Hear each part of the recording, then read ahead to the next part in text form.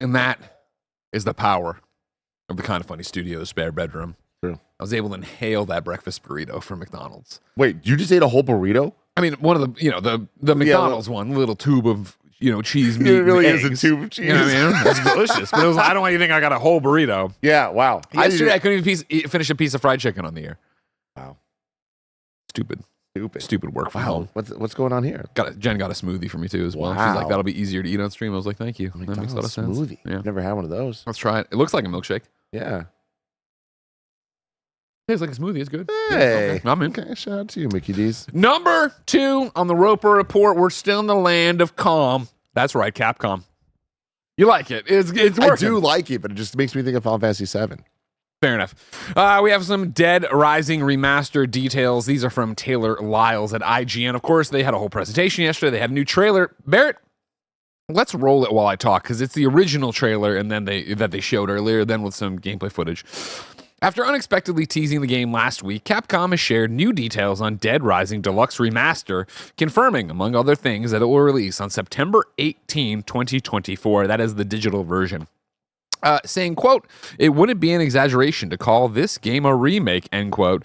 The developer said the new release will run in 4K 60 frames per second on the RE engine and will include quality of life improvements like the ability to move while aiming, as well as improvements to NPC behavior. Capcom also, quote, fine-tuned the interface and added autosave functionality, and the story will be fully voiced in 9 languages. In addition to the standard edition, that's fun, Capcom is planning to release a digital deluxe edition that will include additional costumes and mall background music. A physical release is set for November 2024. Though it has been years since a new Dead Rising game was developed, the franchise's return seemed possible. In early February, Capcom posted a Super Elections survey on its website, asking players what they would like a sequel or spin-off to for its dormant franchises, such as Dead Rising, Okami, and Dino Crisis. Dead Rising was originally released in 2006 and quickly became among the more desirable games available exclusively on the Xbox 360. The franchise ushered in a new franchise for Capcom during the late 2000s and 2010s, including 3 sequels.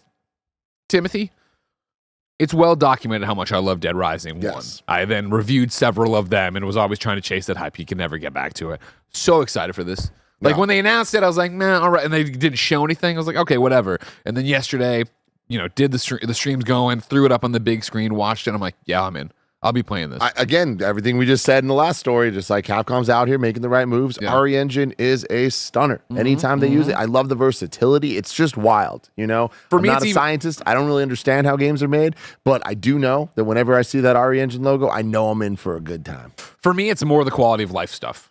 Improving how the NPCs behave and follow you, always such a bitch in the fucking game. I'll be interested. They show time speeding up and stuff. Of course, these games are time-based. I'll be interested if they've, in their quality of life things, are you going to be able to play it without having to worry about quests expiring or losing this or that? Or has they just made it a little bit more friendly? I don't know. But, like, everything I saw yesterday, I was like, oh, yeah, okay, cool. This is one that I'm worried because right now I have so much time to dilly-dally. I'm trying new games here and there. Right now is Dead Rising time. Right now would be perfect. Yeah. Right now would be fucking perfect. But it's that thing where I'm dilly-dallying right now. I'm still playing a lot of Diablo, working on the seasons. I'm trying, I just came off of my Fallout binge or whatever.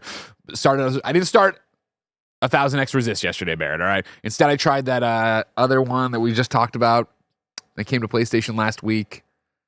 This could be you. This you, something about you. Chad, help me out. What am I thinking of?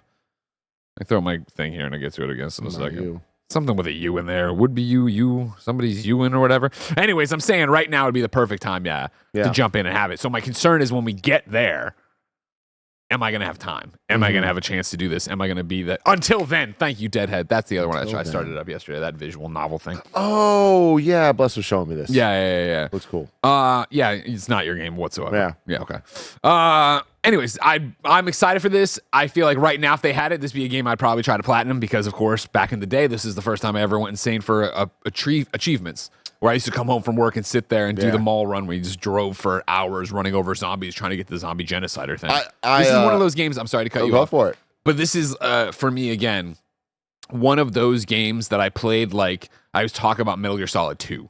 Where Metal Gear Solid 2 would be my technically, in my heart, my first platinum, where I had the memory card on PS2, where I did everything, every ghost photo, every difficulty beaten, every dog tag. And then when Dead Rising dropped, it was a very similar thing of like, I'm doing my 19th playthrough, whatever. Yeah, I'm running around the Mega Blaster now, doing this kind of thing. This episode is brought to you by our very good friends over at NVIDIA GeForce. Kind of Funny and NVIDIA GeForce have been working together for almost 4 years now. And they were one of our first sponsors at the Spare Bedroom. So when we reached out to them to be a part of Getty's Live on Stage, Gia and I's wedding spectacular, they couldn't say no. They've harnessed the immense power of AI to make PC gaming unlike anything you or anyone else has experienced before. NVIDIA DLSS 3.5 is one of those advanced techs. It multiplies game performance and it allows you to immerse yourself in the most advanced graphics possible, like full ray tracing and realistic lighting. New features on GeForce RTX's powerful 40 series cards, like AI-enabled DLSS frame generation and DLSS ray reconstruction, put you in the game like never before.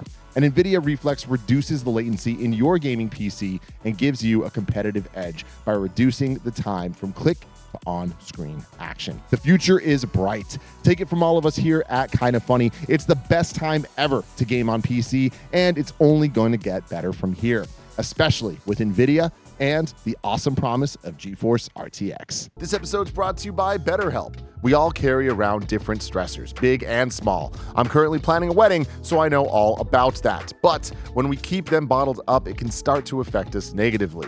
Therapy helps you find your strengths so you can ditch the extreme resolutions and make changes that really stick. You can get out of your negative thought cycles and find some mental and emotional peace, and it can give you the tools to find more balance in your life so you can keep supporting others without leaving yourself behind. Some of my best friends use BetterHelp and love how helpful it can be for learning positive coping skills and how to set boundaries. It empowers you to be the best version of yourself, and it isn't just for those who've experienced major trauma. If you're thinking of starting therapy, give BetterHelp a try. It's entirely online, designed to be convenient, flexible, and suited to your schedule. Just fill out a brief questionnaire to get matched with a licensed therapist and switch therapist at any time for no additional charge. Celebrate the progress you've already made. Visit betterhelp.com/kindafunny today to get 10% off your first month. That's BetterHelp, HELP.com/kindafunny. Yeah, sorry, back. I love that, and I feel like that's a very shared experience story. Like I feel like Dead Rising was that game for so many people, and the gameplay hooks that they got in you made you want to do everything because it was fun. I very much missed out on the Xbox 360 era. Like I feel like that's probably the system that I have played the least of in modern times modern and post NES I would say. And Alfredo, that was his whole thing. And there was like multiple summers of him just living at my house with his 360. He would just hook it up, and like the amount of Dead Rising he played was wild. But yeah, that game I feel like does, especially for the Xbox audience, have a very kind of special moment that will always be there. And for it to come back now like this, I think is great. I am a little surprised at how they're announcing this. Really seems like with all the Summer Game Fest stuff going on, like why wouldn't it not be there? Yeah. And even with the timing of the Capcom Next showcase, like just them dropping this, it's like, all right, Capcom, you're marching to the beat of your own drum for sure. Yeah. But again, it got the message out. People are caring about it. You know what I'm talking about it, Doctor. Number 3 on the Roper Report is still in this room of the land of calm. Capcom. Talking about more Dead Rising stuff. Number 3 is the original Dead Rising Frank West voice actor isn't returning. This is Logan Moore at comicbook.com.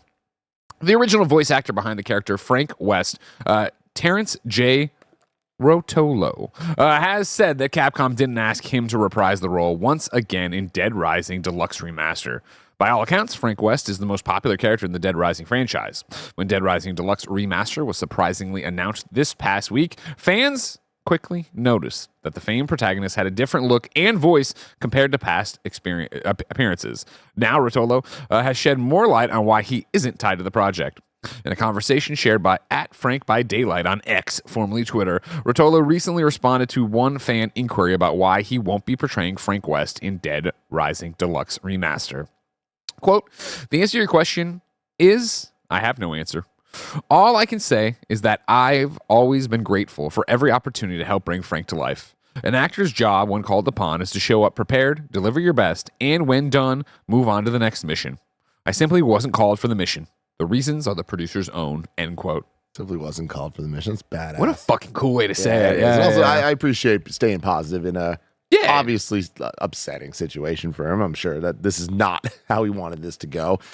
Is Frank's voice and character kind of like an iconic thing? Yeah, that's upsetting. It's not Solid Snake. Yeah. You know what I mean? Yeah. But it was like as soon as he opened his mouth and the footage, like, oh, that's not him. And I was like, I don't know why. Again, he's not David Hayter, right? So I haven't followed Mr. Rotolo's career or anything to that effect. But it's also the thing where, again, it's not like he's done 4 Dead Risings as Frank West. They're off the record and yada. I'm not saying he's never done it again, but it's not like this thing where I think people are going to flip the fuck out about this one. This doesn't seem to be a flip the fuck out, but it's like still a bummer. It's more in theory in terms of newsworthiness, the fact that he's been recast and the fact I think that he did it the right way of just being like, yeah, sucks, but no big deal. You know what I mean? Good for him. Mm-hmm. Yeah. Again, to your point, it's like I'm sure he would love to keep working on this franchise, but what are you going to do? You know what I mean? Before we get out of this, Dead Rising Deluxe remaster news, right? Kebabs in the chat says my remaster/remake sense just exploded. That's one of the things we haven't talked about. Is like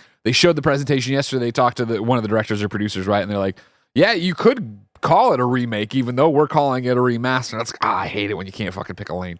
I mean, I went on a whole diatribe last week about this. I think that it means less now than it ever has because we just reached a new point of a remaster doesn't just mean take a 480p thing and make it 1080p HD.